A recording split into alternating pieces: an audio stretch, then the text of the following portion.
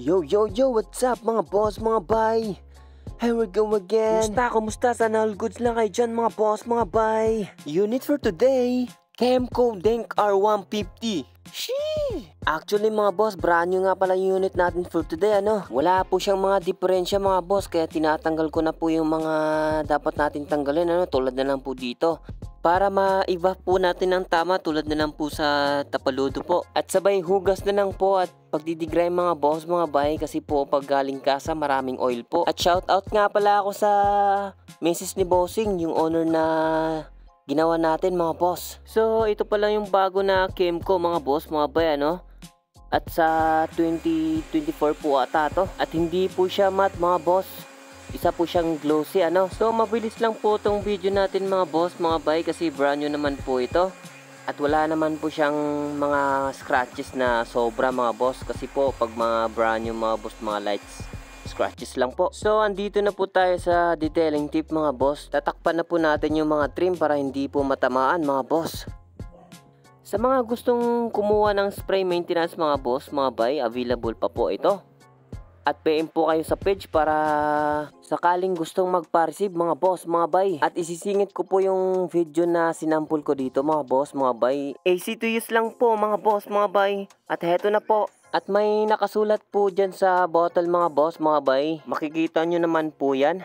At heto po, isasample ko po sa inyo mga boss, mga bay, kung gaano siya mabilis i-wipe out po. At ang dulas po agad kasi po may hydrophobic po ito at hindi po siya oil based mga boss, mga bay. Hindi po siya malagkit na tulad ng mga ginagamit nyo po. At higit po sa lahat, hindi po siya maalikabok mga boss, mga bay. So yung pag-a-apply nga pala ng spray maintenance po natin mga boss, mga bay, ganyan lang po natin, ano. At saka ma-feel nyo po yung lambot.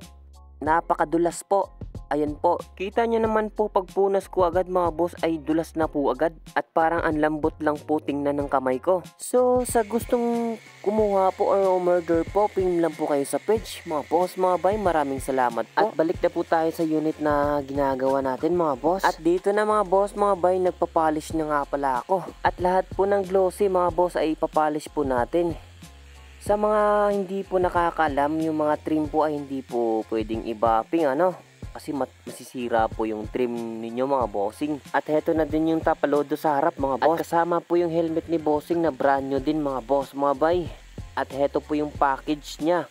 3-layer ceramic coating with helmet coated na po, ano. So hindi ko na po to papahabain yung video natin mga boss. Tinatanggal ko na po yung detailing tip para makapagsimula na po tayo sa ceramic coating natin, ano. So andito na po tayo sa unang patong natin sa ceramic coating mga boss, mga bay. At lahat po yan pinahiran po natin ng ceramic coating mga boss. At kasama po yung mga trim, lalo na po yung sa ibaba para hindi po basta-basta ma-fade yung mga plastic po. At lalo na po yung spalto mga boss sa ibaba po para hindi po makapitan ng spalto mga boss. Kasi po pag naka-ceramic mga boss, mga bay, hindi po masyadong kumapit yung mga natatalsik sa biyahe natin, ano, or mga dumi mga boss. Kaya po pag naka-ceramic po kayo, dapat may maintenance po kayo sa araw-araw na paghuhugas nyo mga boss, mga bay. Katulad na lang po yung sinample natin. Mas maganda po kasi gamitin nyo mga boss. At hindi lang po yun sa body mga boss, buong body. Kasama na po yung mga plastic nun. At may iba tayo mga boss, mga bay, sa mga bagong followers natin dyan at